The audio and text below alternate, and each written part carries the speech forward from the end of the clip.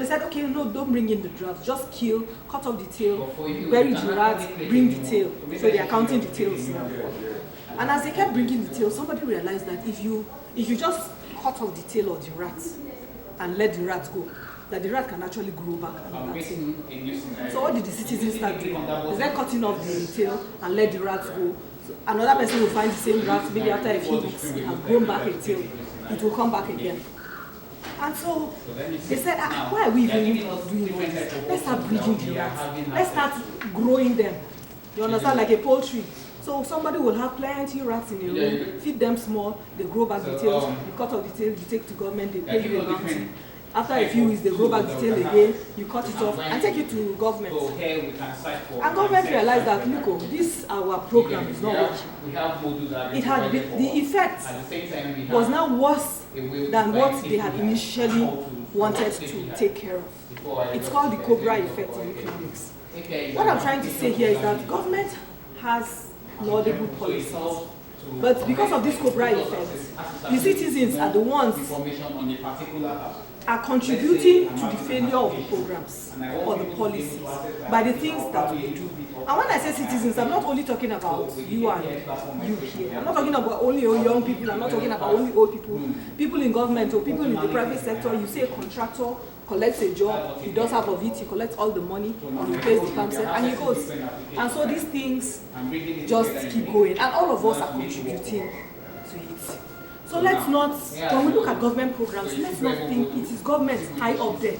It is not government high up there, it is all of us contributing in one way or another. So in essence, we're going to just generally look at these things. I don't want to take too much of our time. We've had lunch, so people will start dozing. So, but basically, we're going to just be looking at an act of government called the Fiscal Responsibility Act. I just want us to look generally about what this act is all about and how AI can be leveraged and is being leveraged to ensure government. If you work in government, you find that there is an integrated personnel, payroll, information systems where they used to pay. When they initially brought in that program, a lot of money was saved for government.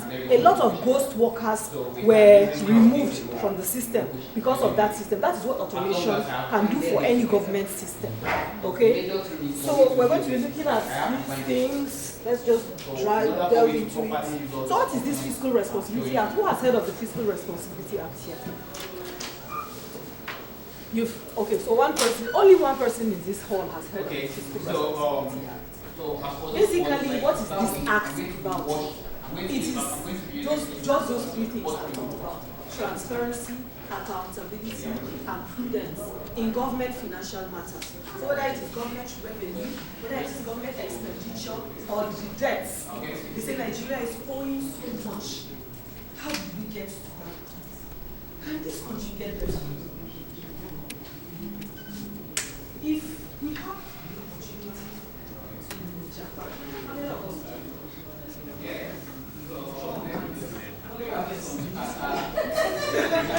because the rest of us are, when people in Lagos, they're already doing this and that, you say they should stop it. How? It cannot be stopped. It's already moving faster than they can imagine.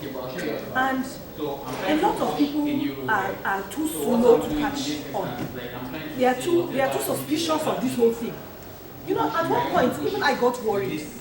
I entered my name into ChatGPT and asked a few questions. And what ChatGPT brought out about me, I said, hey, if ChatGPT knows this about me, where is my data privacy? I was afraid, you understand? Is there nobody checking this thing? Because your information is just out there, just ask ChatGPT. Anybody, if I know your name, what's your name? Eh? Have you used ChatGPT? You've been working with it. If I go now that you have told me your name and I want to know you, it's just to ask ChatGPT. Sure, you guys know. So there's no, hey babe, what's that your name? What do you do? No, there's no need for all that. Just ask ChatGPT. It's getting a bit scary. So I don't know whether our convenience here will tell us how this thing can be checked because me, I'm getting afraid. But it's for your cause.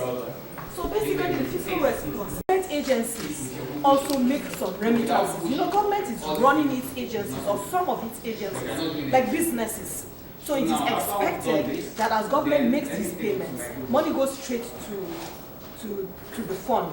So you don't need to come with a receipt and say, oh yeah, you, how much did you pay? You next person. No, just pay directly and it goes. And these automations have really helped in bringing funds into the fund of the federal government. Without these automated systems, I don't know what would have become of, I don't know where Nigeria will be really right now.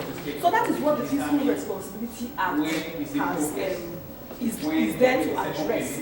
And it came up in 2007 during Yaradua's time. A lot of people say he was one of Nigeria's best leaders, or he had a good plan for Nigeria. I don't know, I can't say that categorically, but I know that some of the reforms that he put in place, even before he died, are very, very laudable policies. And the Fiscal Responsibility Act is one of those policies to address fiscal inefficiencies and to promote transparent management of government resources. So basically the mandate is what I've just been talking about: prudence, transparency, accountability, borrowing control. They say Nigeria is owing so much. And in the Fiscal Responsibility Act, there is a limit to guide government's borrowing. But you see, there's also something it has done. Even though it has given this limit, it has also given another caveat. It says government can borrow to a certain level if there is any unexpected occurrence. So in Nigeria, which year is there not